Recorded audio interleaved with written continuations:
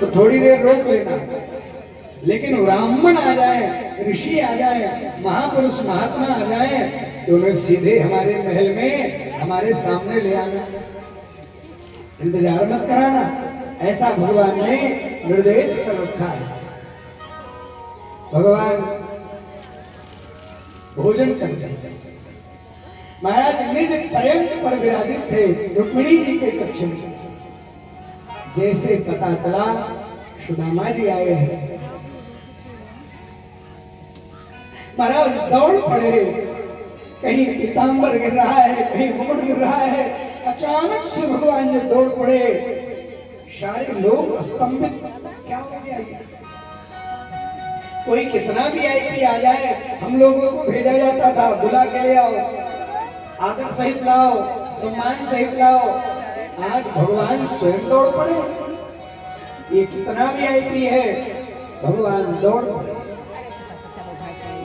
दौड़े, सुदामा जी को देखा, हृदय से लगा लिया, लिपटा लिया। भगवान बहुत देर तक हृदय में लिपटाए रखे, धीरे से ले आए, लेके आए सज्जनों। और उस आसन पर महाराज बाहर बैठका में नहीं बैठाया ना, लिखा है जिसपे भगवती वैकुंठाधिपति की महालक्ष्मी पट्टमहिषी, द्वारिकाधिपति की महामहिषी पट्टमहिषी भगवती रुक्मिणी जिस आसन पर विराजित होती है, उसके निज पर्यंत पर ले जाकर बैठा। रुक्मिणी महारानी धीरे से थोड़ा मुंह टेढ़ा किया हुआ, भगवान ने इशारे में ही बैठा दिया। रुक्मिणी ने कहा नहीं, कहा पता नहीं कहां से नहीं कर दिया, आज भी बैठा दिए हमारे बिस्तर पर। भगवान ने इशारा किया। वो भी पंडित जी थे जो चिट्ठियां लेके आए थे, न लाए होते तो पट्टमहिषी न बन पाती। भगवान ने इशारा किया होगा। रुक्मिणी लज्जित हो गई, दौड़ दौड़ के सामान ले आने लगी। दौड़ के रुक्मिणी महारानी भगवान पैर से, भगवान जब परीक्षित ने कहा प्रभु भगवान को आप बार बार दीन बंधु कहते हो, दीनों के भी भगवान अत्यंत प्रिय है। देख लो ये सुदामा कितने दीन हैं और भगवान कितने उनके ऊपर दयालु है, भगवान कितना उनसे प्रेम कर रहे हैं। देख पात्र में जल लेकर आई और ले आकर के जब रखा तो विचार किया इसको कैसे धुले। विचार किया सबसे सुंदर जल, पवित्र जल तो गंगा जल है, परंतु वो तो हमारे ही चरणों से निकला हुआ है, वो नहीं लेना। धीरे से महाराज ने कहा कि ये भी ठीक नहीं है। भगवान ने आज एक नई प्रवाह शुरू कर दिया महाराज। कैसे? आज भगवान ने एक नई गंगा ही प्रवाहित कर दी। ऐसे बेहाल बेवाहिद सोपाग कंटक डाल लगे फूली जोए, कंटक डाल लगे फूली जोए। आए मोह दुखी पायो सका तुम, आए की करना की डरिन खोए, आए की करना की डरिन खोए। देखी सुदामा की दीन दशा,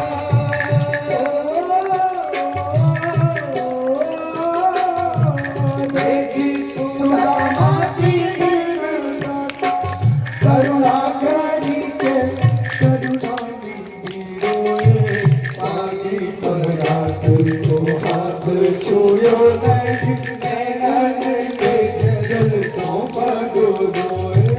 पानी पर रात को हाथ छुयो नहीं, नैनन के जल सौंप रोए। नैनन के जल सौंप रोए। कहा महाराज आज यही भगवान ने नेत्रजा को प्रकट कर दिया। सरजू महारानी को नेत्रजा कहते हैं। जो सरजू महारानी है वो भगवान के नेत्रों से प्रकट हुई है। गंगा जी भगवान के चरण से प्रकट है और सरजू जी भगवान के नेत्र से ही प्रकट हुई है। आज भगवान ने नेत्रों के जल से ही पैर धुल दिया। सुदामा जी पकड़ रहे हैं, बोलो ना भैया ये क्या कर रहे हो? अरे हमारे चरणों को नहीं, तुम हमारे मित्र हो भैया, है साथी है ना। भगवान ने किसी साधारण ब्राह्मण के पांव नहीं धुले। भगवान ने सुदामा के जो त्याग है, तपस्या है, ज्ञान है और महाराज निष्कामता है, आज भगवान ने कहा सुदामा जी आपको पता नहीं है, आपको पता नहीं है भगवान, आज ये जो आपके द्वारा चरणों का जल है इससे हमारी द्वारिका पवित्र हो जाएगी। ये आज गलियों में छिटा जाएगा, हमारे घरों में छिटा जाएगा, इससे हमारी द्वारिका पवित्र हो जाएगी। ये भगवान वही हैं जिनका नाम लेके हम लोग पवित्र हो जाते हैं। भगवान कहते हैं, आज निवेदन करूं, भगवान केवल पांव ही नहीं धुले, 16 प्रकार से भगवान ने पूजन किया। धूपे सुरर्भिर्मित्रा प्रदीपा बलिर्भिर्मुदा अर्चित्वा वेद्यताम्बूला गांच स्वागत ब्रवेद। 16 प्रकार से भगवान ने पूजन किया। धूप दीप नैवेद्य माला आरती पूजन किया और जब पूजन कर लिए तो भगवान ने प्रश्न किया, भोजन कराया और भोजन कराया।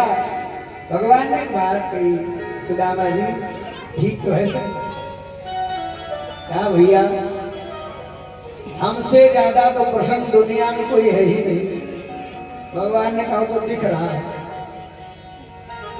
सुदामा जी ने कहा भैया सुनो, विपदा विपदो नहीं विपदा, विपत्ति को विपत्ति नहीं कहते, संपदो नैव संपदा,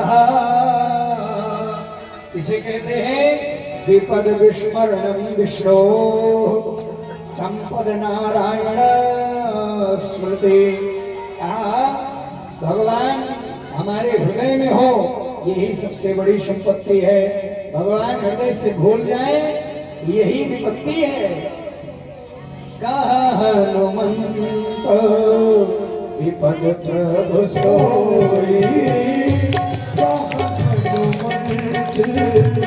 विपद प्रभु सोई, जब तब सोई भजन जब तब सोई राम भजन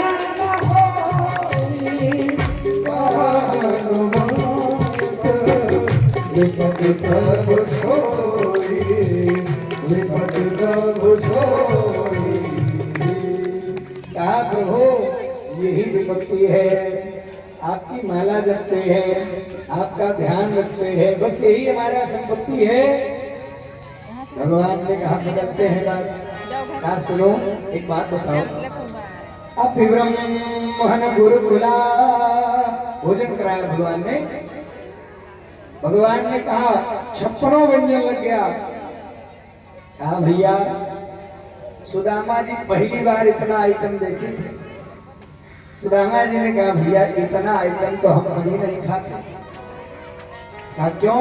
कहा फिर भजन नहीं होगा, इतना ज्यादा भोजन करेंगे तो भजन। तो कहा क्या खाते हैं? कहा हम तो अगर मिल जाए रोज, रोज तो इसे मिलता नहीं, मिल जाए तो 2 टिक्कर सवेरे और 2 टिक्कर शाम को नमक डाल करके खा लेते हैं, कभी साग के साथ अथवा कभी पानी के साथ, यही खाते हुए भजन करते हैं। विचार करिए, इतनी विपन्नता के बाद भी चेहरे पर किसी भी प्रकार की कमी नहीं लग रही है। ये तेज महाराज बताया, कहा कि यही खाते हैं।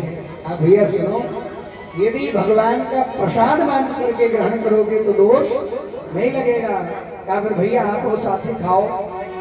यदि भगवान खा चुके थे, फिर भी साथ साथ बैठ के भोजन किए, खा चुके तो भगवान ने कहा परेंग पर लिटा दिया और पांव दबाने लगे। विचार करिए, जिनके पांव को के स्पर्श के लिए बड़े बड़े विमलात्मा महात्मा मुनिजन देवता भी तरसते हैं, जिनके दर्शन नहीं पाते हैं बड़े बड़े देवता तरसते रहते हैं चरण छू ले, वो परमात्मा आज पाद सम्मान पाद सम्मान कर रहे हैं, दबा रहे हैं। पूछा अपि ब्रह्मण गुरुकुला भवता लब्ध दक्षिणा समायज्ञेन धर्मज्ञ भार्योढ़ा सदृशी नमा। भैया हम लोग गुरुकुल में पढ़े, बड़ा आनंद रहा। एक बात बताओ, गुरुजी तो बड़ा मानते थे, सुदामा जी तपाक से बोल पड़े। सुदामा जी के हाँ गुरुजी बहुत कहते थे। गुरुजी कहते थे उत्तंडता में कृष्ण सबसे तेज है और पढ़ाई में सुदामा सबसे तेज है। अच्छा एक बात कहें, बचपन के दो मित्र मिलते हैं तो ऐसी ऐसी अंतरंग बातें कर लेते हैं किसी को पता नहीं चलता, नहीं कुछ अंतरंग बातें कर लेते हैं कि बगल में खड़े होने वाले उनका मुंह ताकते हैं, क्या कह रहे हैं। पत्नियां वहीं खड़ी हैं, उन्होंने भगवान ने कहा है अच्छा, भगवान ने कहा तो सुदामा जी ने भी, भगवान ने भी कह दिया भैया गुरु जी वाली बात याद है कि और भी कुछ याद है? सब याद है।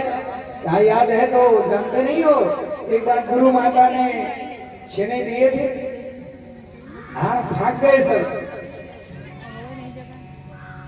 मानो भगवान याद कराना चाहते हैं, सुदामा अभी वो हमारे ऊपर ऋण भरा है तुम्हारा, वो श्रापित चना कुड़िया मैया का वो श्राप युक्त चना मिला था, और सुदामा ने जब खोला तो देख लिया ये तो श्रापित है, इन चने को खाने वाला दरिद्र हो जाएगा। सुदामा ने विचार किया मैं तो ब्राह्मण हूँ, अपना जीवन पार कर दूंगा, लेकिन मेरा मित्र यदि गरीब हो जाएगा तो सृष्टि के लोग मित्रता पर महाराज कलंक लगाएंगे, इसलिए स्वयं अकेले खा गए। भगवान कह रहे हैं मित्र इस राज्य पर तो तुम्हारा भी उतना ही अधिकार है जितना मेरा है। भगवान ने इशारे में कहा, किसी को पता नहीं। भगवान ने पूछा अभी ब्रह्मण गुरुकुला, अरे एक बात बताओ, शादी विवाह किए? शादी विवाह, इस शादी विवाह वाली भीड़ भाड़ की बात पूछी जाती है? अरे भीड़ नहीं है तो क्या सब हमारी पत्नियां हैं? ये चलो प्रणाम करो। सारी आई दौड़ी दौड़ी, महाराज मैं वैदर्भी विदर्भ देश की राजकुमारी भीष्मक की पुत्री आपको प्रणाम करती हूँ। देवी चिर सौभाग्यवती रहो, श्री विधाक्षो मानम महीयते धर्म धान्यम पशु बहुपुत्र लाभम सत्संवत्सरम दीर्घमायु। ऋग्वेद की एक लाइन पूरी बोल गए, जो ऋग्वेद की इतनी लंबी लाइन बोले, भगवान ने कहा छोटा आशीर्वाद दियो प्रभु। दूसरी आई, कहा मैं नंदिनी प्रणाम करती हूँ, कहा देवी चिर सौभाग्यवती रहो, खुश रहो, आनंद रहो, कहा और छोटा दो। तीसरी आई, उन्होंने कहा सत्यभामा प्रणाम करती हूँ, देवी कल्याण हो, कहा और छोटा वाला आशीर्वाद खोजो। मतलब चौथी पचई छठई आई तो भगवान को बुलाया, सुनो कहाँ से आई? अरे अपनी अपनी अच्छा नहीं, हम सोचे कि भाई कोई संत महात्मा गुरु ब्राह्मण आते हैं तो पड़ोसी में तो आते हैं दर्शन करने, चलो कोई बात नहीं। अच्छा भगवान की कृपा है, आई फिर और 10 20 50 100 200, और जो 500 नंबर पार कर गई तो फिर भगवान को बुलाए, भैया यहाँ का नाम बताए, बताओ अभी और कितनी है? हाँ भैया बहुत है, अभी शुरुआत है। क्या सब ये कहाँ से क्या सब उतनी है? अच्छा भगवान कृपा हो, मेरा महाराज दिन दूना रात चौगुना बढ़े। लेकिन एक बात सुनो भैया, हमारा हाथ बड़ा थक गया है, हम पहलवान थोड़े हैं, रोज एक्सरसाइज करते हैं। अब आप 500 बार ऐसे ऐसे कर डालो हाथ, है? क्या होगा? हाथ हमारा, हाथ हमारा थक गया है। एक काम करो तो नहीं तुम इन सब की तरफ से आओ और तुम प्रणाम कर लो, हम तुम्हें ही आशीर्वाद देते हैं। बोलिए भक्तवत्सल भगवान की जय हो। ये भारत के ऋषि का सामर्थ्य है। महाराज वशिष्ठ जी रोज आशीर्वाद देते थे राम जी को।